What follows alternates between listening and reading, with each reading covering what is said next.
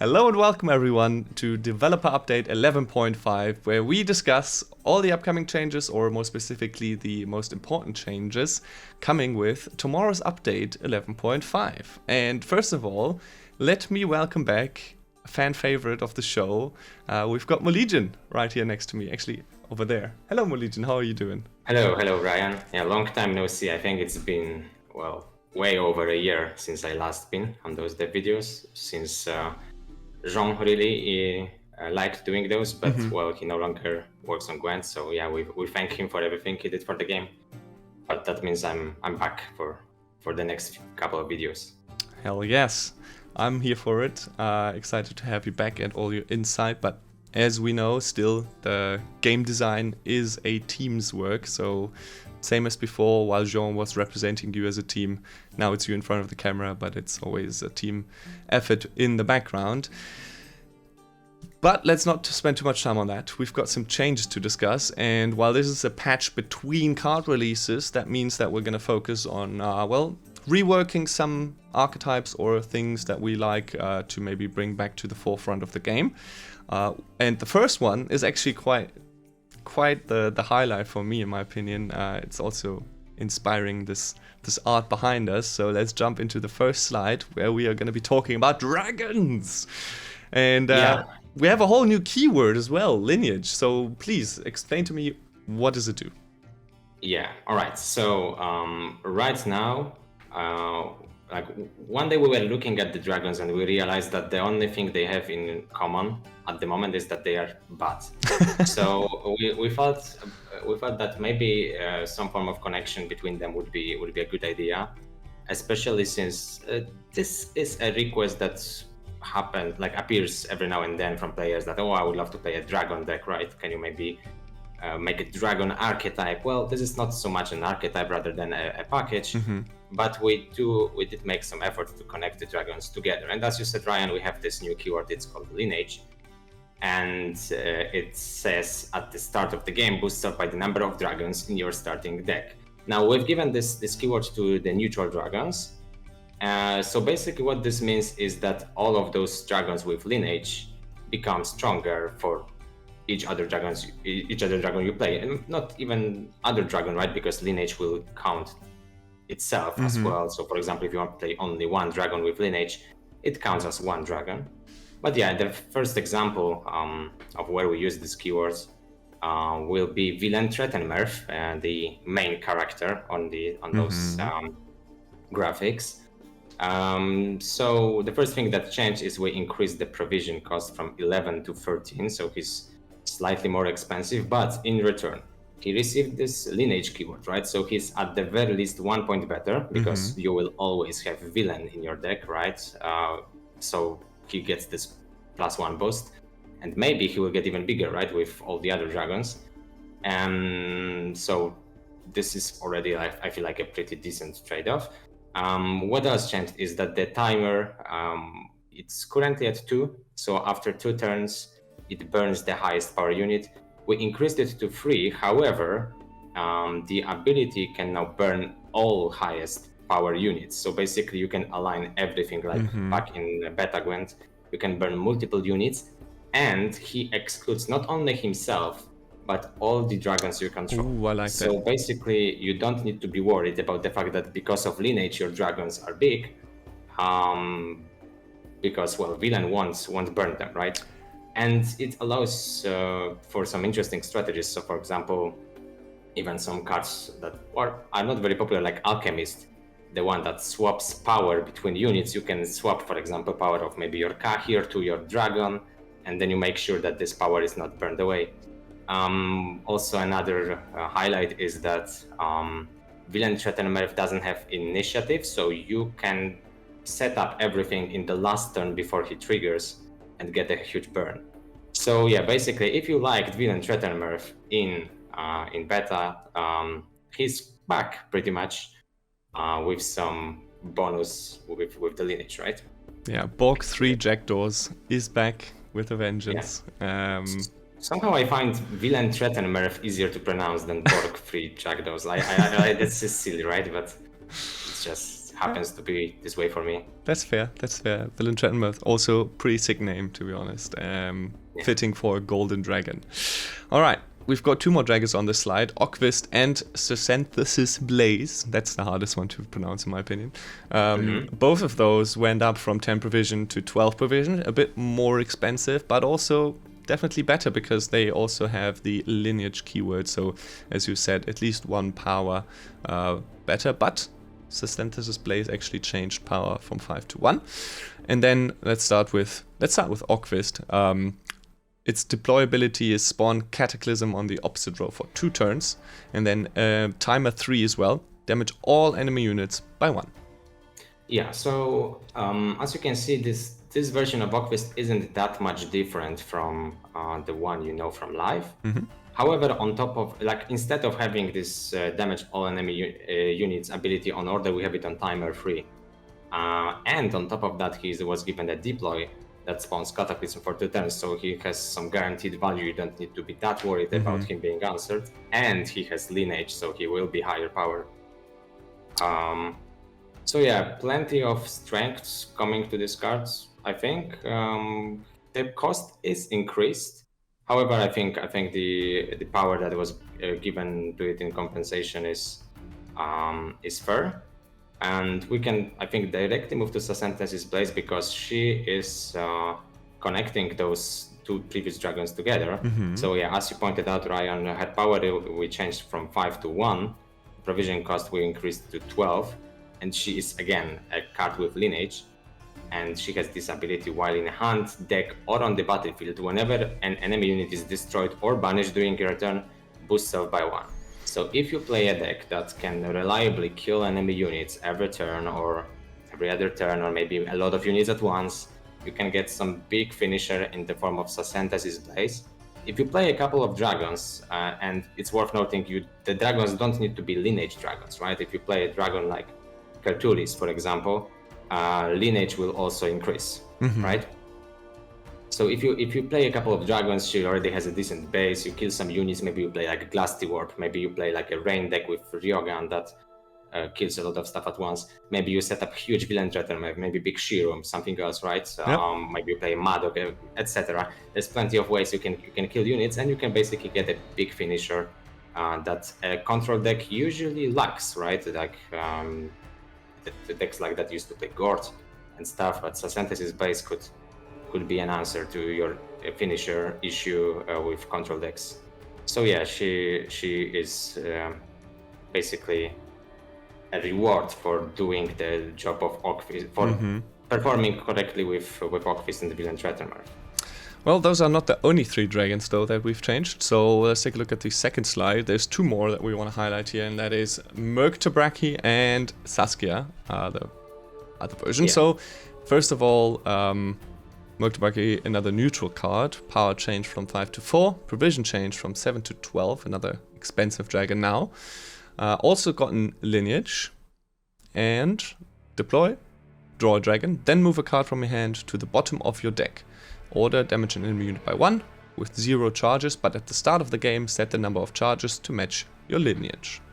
Yeah, and this value will be displayed in these brackets. That's nice. So yeah, this card is not as powerful, doesn't have that flashy effect that Villain Treatermark has, for example, or won't have as much power as Synthesis Blaze if you kill a lot of units.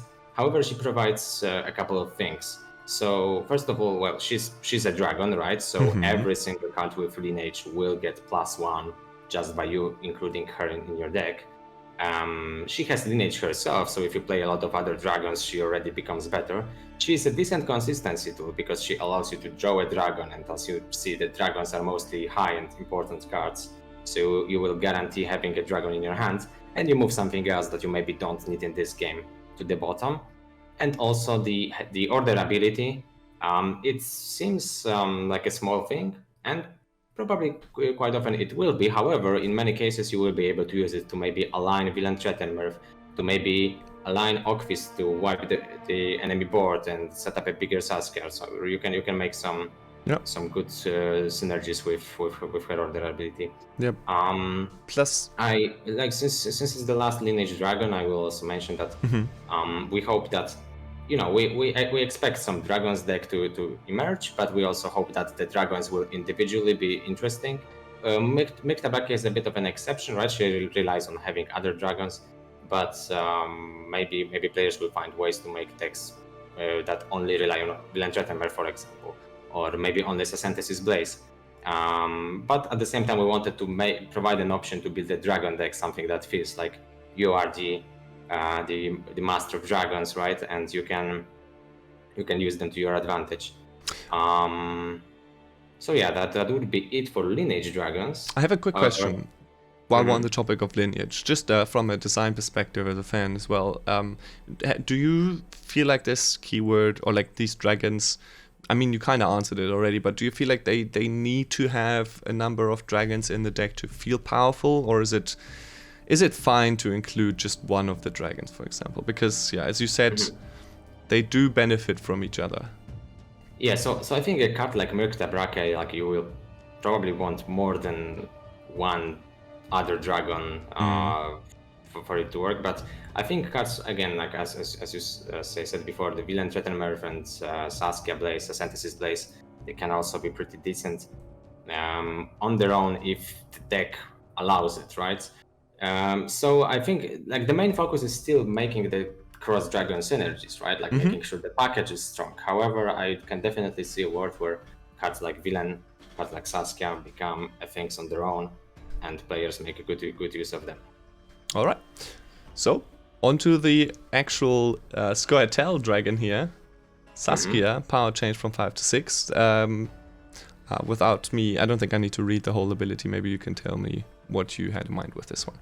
Yeah, okay, so Saskia had a bit of an identity crisis at the moment. One day, it's a pretty funny story because we wanted to buff her without changing the ability too much because we couldn't at the time. And we were considering maybe she could have higher power, but we found that a bit dull. So we gave her Harmony in the end, right? Like we thought, okay, she will have Harmony. She is this commander of your tribe or whatever. And this Harmony keyword will be worth like 1, 2, sometimes 3 points. It's fine, right? But this really sent a message that she's a Harmony card, and we didn't really intend for her to be a Harmony card. We always wanted her to be more like this commander, a complementary card to one of the 3 main tribes of Scoia'tael, right? So Dryads, Dwarves, and Elves. So we stick to that identity. She still spawns those tokens. She still spawns in Deadeye and Dwarf, a young Dryad, and Elf decks, Dwarf decks, and Symbiosis decks can make a good use of those tokens. However, what is changed is the effect that she performs when you choose a specific token. So by choosing each of those tokens, you will get a different order ability with a different special card. So for example, as you can see here, you choose Elven Deadeye, you will get a Waylay on your order. You choose a Rowdy Dwarf, you will get a Temper. You choose Young Dryad, you will get Dryad's Caress, right? So fitting. So she becomes basically this high-end card with like decent value that complements the strategy of the tribe you are going for.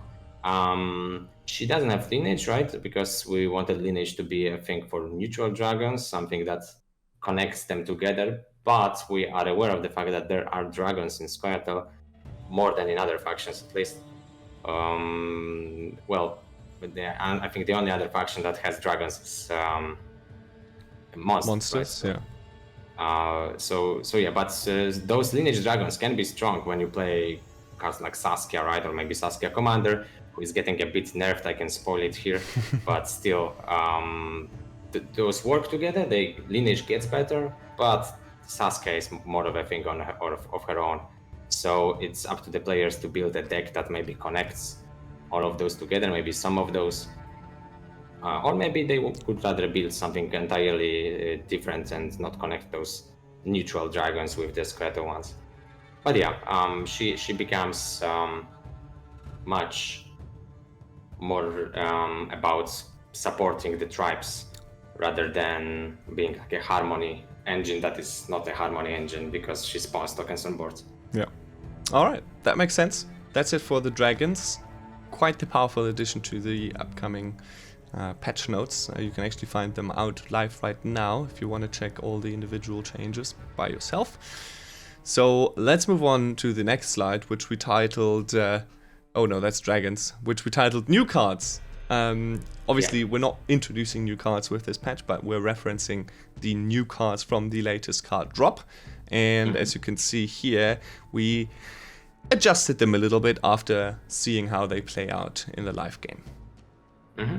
Yeah, so quick disclaimer maybe. We didn't go like super crazy on changing the new cards because we usually have not that much time between having to lock the next update after releasing the previous one. However, there were some things that we were that we knew we will observe the moment we released the drop, and some stuff just also appeared, like the Kraken change that I will talk about it later. So yeah, we changed a couple of cards. We still plan to maybe improve the some of the new cards in the next patch, because there was a pretty popular opinion that the patch didn't make as much of an impact. So we will look into it and maybe hopefully make the new cards more appealing. But okay, let's maybe start with Drakenborg. It was a big elephant in the room at the beginning of the update. It's I feel like it died out a little bit. So some maybe backstory on this. There's this Drakenborg deck that basically makes a huge Sigismund Dijkstra, then summons him, and then refreshes the order of Drakenborg with Dwim Vendras.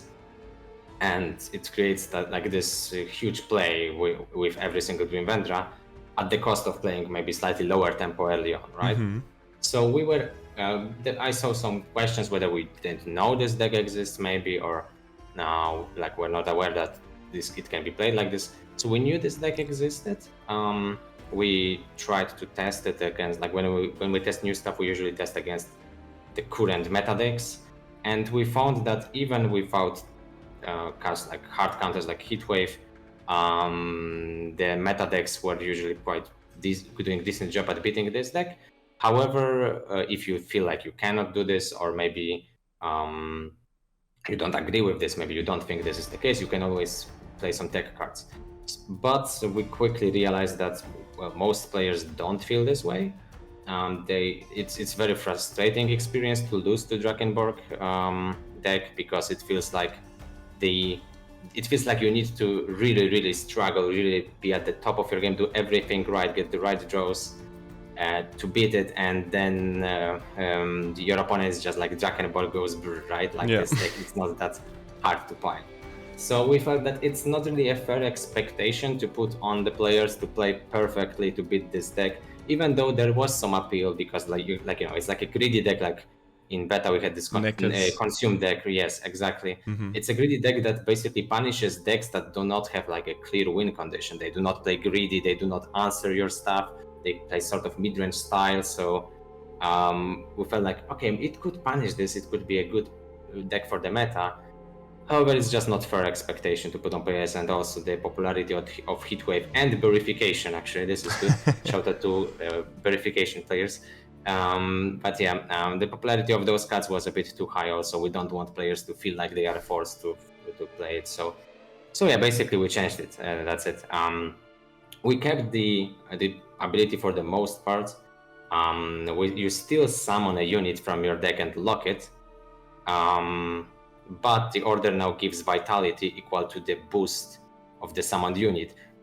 It's important to note that you do not lose the boost anymore, right? The boost still stays on the summoned cards. So basically it's like an alternative version of Royal Decree in a way, where instead of playing a card, you summon it and you lock it. So there is downside. However, it is cheaper now. It costs 8. And you have this extra benefit of order, and you can use Drakenborg to, for example, summon your Redanian Secret Service at the deploy, and maybe your second Redanian Secret Service with the order on the next round. So yeah, there's still some decent uses of the card. However, the resets with the Vendras is not that worth it anymore, and I feel like the all-in decks basically do not exist anymore, right? Yeah. Well, that's a bit lengthy, but explanation. But I hope but will have a big impact on the meta. I think so. definitely worth to explain right here. Then moving on to asset split, just a little bit of a, well, maybe play this, maybe play asset split with making it a bit cheaper. Yeah, we feel like this card is like it's not a huge change because we think the card is interesting. Basically, what it does is it makes you allows you to set up a multiple 1 power units on opponent's side that you can later on kill with your Gravity Warp, or maybe you can kill them off with your Kicking or Stalker. And there were some voices that it's weak because you can block it with artifacts and stuff like that on Veil. But we feel like it's good that cards have counterplay, and maybe the risk and maybe how easy it is to play around this is just not matching with the current cost. So we are lowering it down a little bit. Hopefully this will make the card more appealing, but we'll see. We'll have to see. So you mentioned Kraken right at the start. Yes. So what did you have in mind here? So this is not a big change. It has some gameplay implications. Basically, Kraken will now summon stuff at the end of the turn it died.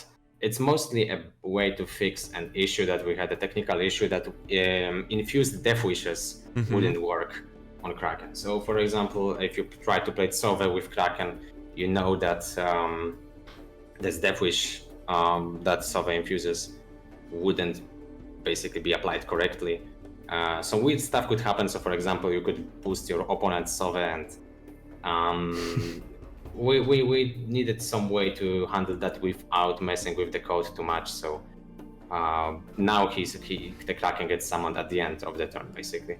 It does have some gameplay implications, right? Because you don't get it immediately. So maybe if you wanted to play a card that relies on having Beast on board, it can be slightly weaker. However, the infused Death Wishes will now work. So yeah, there's that. All right. And then for the Syndicate, there's 2 changes here. Kazumir Bazi now has Profit 3. And Explosives, the damage and the starting fee went to 3 from 2. Yeah. So it's the same card, but it's definitely something that we realized that this is something that players wanted to be good, but it really wasn't. It wasn't good by a pretty decent margin. So what we are doing here is we added the profit free. So you can't really keep coins by playing Casimir, right? Because he spends them all immediately and boosts self. So it effectively means he will boost self by more, but maybe will trigger some of the profit synergies, right? And the explosives, so we increase the damage and increase the starting fee. So if you are patient, you can get free damage for 0 coins, right? So the ceiling of the card gets increased significantly. And yeah, hopefully this is more appealing now because I think the card is becoming much better. The removal potential is pretty huge. And even if you don't consider the removal, again, the power you can get from it is also pretty nice. So hopefully this will revitalize this card, maybe give an incentive to experiment with the spend to 0, reach 0 coins package more. All right, so as you said, we're not done looking at the recently released cards. We're still gonna keep a close eye on them, and if there's changes necessary, then we will make those changes. Those were the early adjustments that we had in mind, because as you said, we have to block the patch quite early in advance, so shortly after the card's released we have to decide on those changes. But those should have a significant impact, especially the first one, the Dragon Book change. So I think we can move on to the next slide now. We have 2 more slides prepared, and the first one is all about the Golden NEKKER package, not Golden NEKKER itself, but the cards surrounding it, specifically Roach, Vivaldi's Bank, and Magic Compass, which all of them went outside of the provision range for Golden NEKKER. This also quite the impactful change, in my opinion, to some popular decks out there, because yeah, Roach, Magic Compass, Vivaldi's Bank not going to be able to fit into your Golden NEKKER list anymore. While Vivaldi's Bank did get a little bit of an adjustment for it, at least. The profit amount now changed from 3 to 4, and that's it for the Golden NEKKER changes. Do you have anything that you want to highlight here? Yes, I would like to maybe elaborate a bit because the power of Golden Necker decks, like the important part of the power level is not only the fact that you just play 3 cards, of course, this is huge, but the pool of the cards that you can play is very important. Yes. And when we introduced Golden Necker, we tried to make this pool a bit appealing. Early on in our tests, it seemed like there's not enough cards that would make it worthwhile. And we slowly increased this pool to be something pretty big. And well, Golden Necker decks are very much in power in this patch. So basically, we want to see the world where some of the staples of the Golden Necker decks are not available anymore.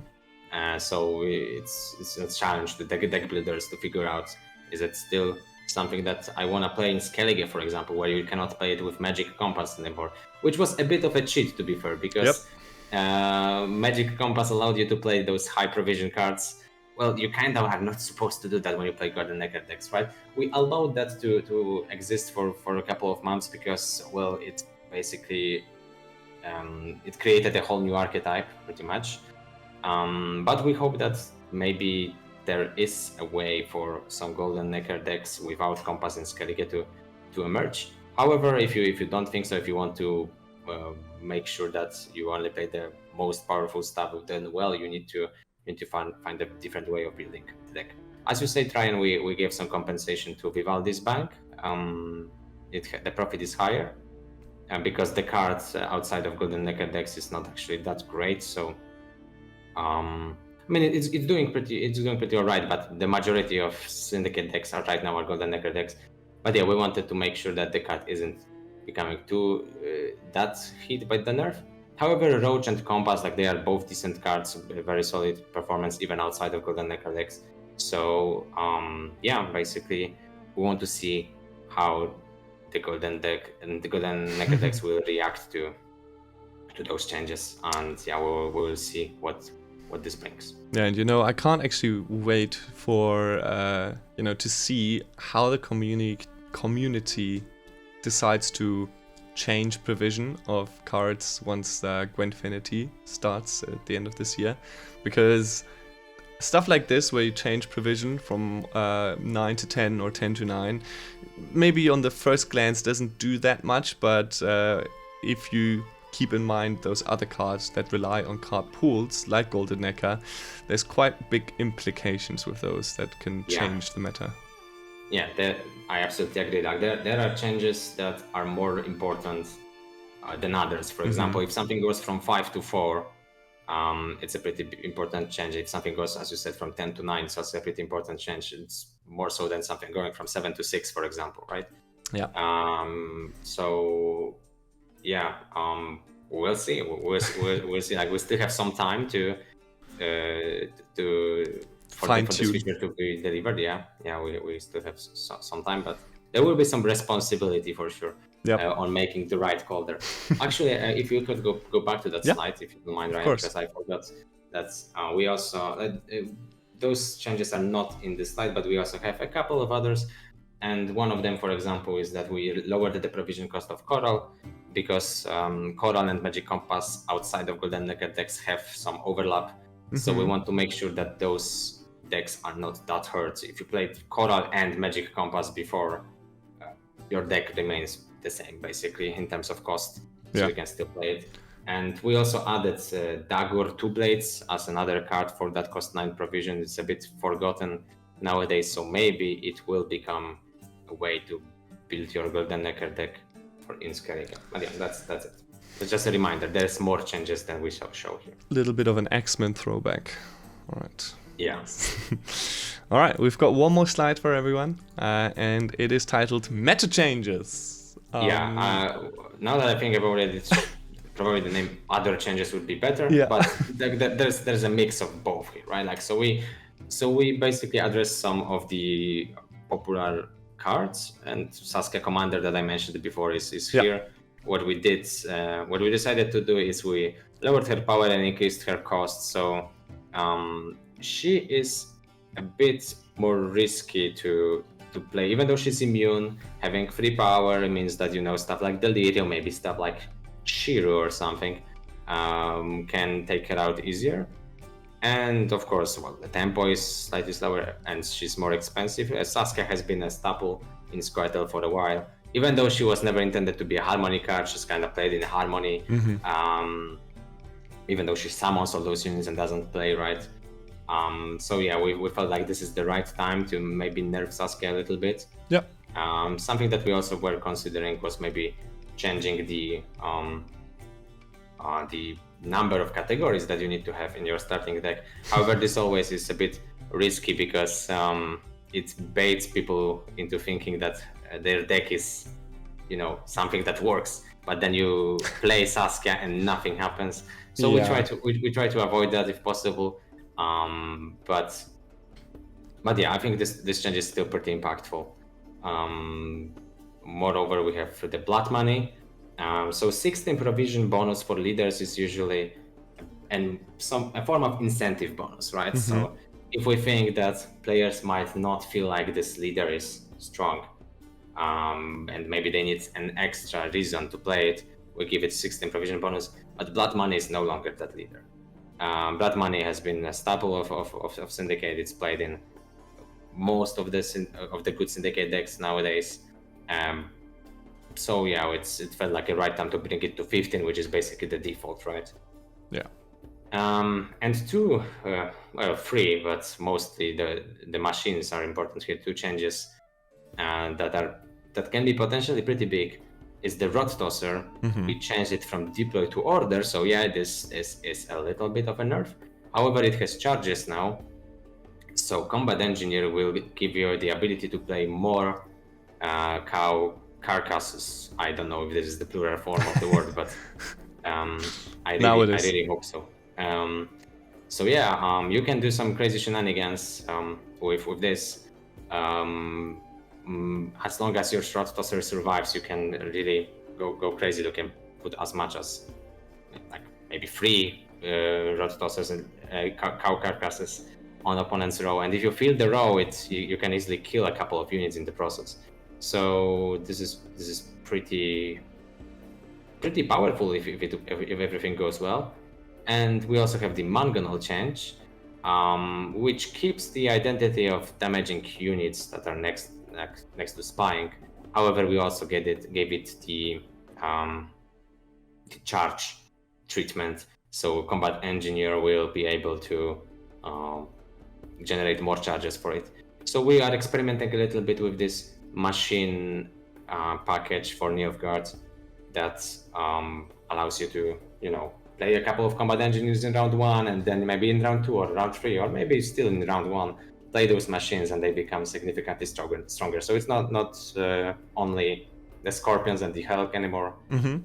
It's also these two. However, because we anticipate that this deck could quickly become a spam Combat Engineer deck that just plays it with, you know, slave drivers and a lot of nonsense. We decided to remove the Soldier Tag for now, to make sure that, you know, you don't have to face like 17 cow carcasses on the on round 3 or something. Like we had on our Discord with partners, an idea came up. I don't remember who that was. I think so. Yeah, sorry, I won't mention them because I don't want to miscredit it. But basically, one of the partners said, "Hey, what if you put all those cow carcasses on the board and then you lock them all with Ox, so they never disappear, and you just clog the entire board, and then you play cows. And then you play Siegfried of the Nestle at the end. Everything gets purified and it just dies. Like it's sounded like pure degeneracy, and as much as I love it, I don't think the players would. So yeah, we decided to be maybe a little bit safe with this Soldier Tag, because it really allows for the card to go crazy. So yeah, but yeah, still you can probably do some interesting stuff with those machines. So yeah, looking forward to what the players come up with. From the makers of Red Swarm, now there is Cow Swarm. Yeah, that's even more degenerate probably. Pretty crazy stuff. I don't want to imagine a board full of cows. Well, maybe one day. Maybe one day. Yeah. I'm still sad for the poor engineer. Not a soldier anymore. He got downgraded, but you know. Well, to be fair, he became a soldier some time ago. It wasn't really used that much. But yeah. You could say he was a acting soldier, and then he failed the trial period, and now he's not a soldier anymore. Too bad. Yeah, or maybe you can say like it was like a mandatory draft, and he's just a civilian now. So more power to him, right? Fair enough. Fair enough. Well, okay, that's all the change that we wanted to discuss in today's video. Just as a little bit of a teaser at the end, we do have an awesome event coming up. We had the Syrian Yen birthday event just conclude, I believe today, if we record it. Yeah, I think. Anyways, there's a new one coming up, and it's another returning fan favorite, and I cannot wait for everyone to see those cosmetics that you can get, because they are shoop-tastic. Let me leave it at that. Well, thanks so much, Molegion, for joining me today. It's been a pleasure having you on and listening to your insights, and I hope to see you soon. And yeah, thank you very much. Thanks a lot, Ryan, and see you soon. See you soon, everyone. Bye.